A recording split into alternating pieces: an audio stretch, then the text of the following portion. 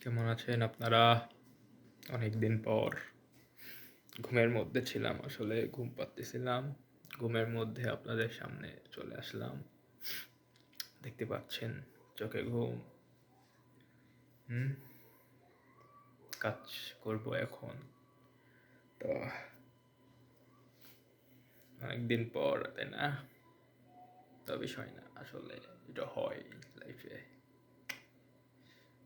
কোনো ফ্যাক্ট নেই এগুলা, নাকি বলেন আপনারা? হুম,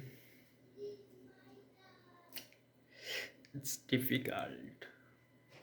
হুম, দাড়িগুলোও বড় হয়ে গেছে, দেখতে পাচ্ছেন। দাড়িগুলো কাটতে হবে।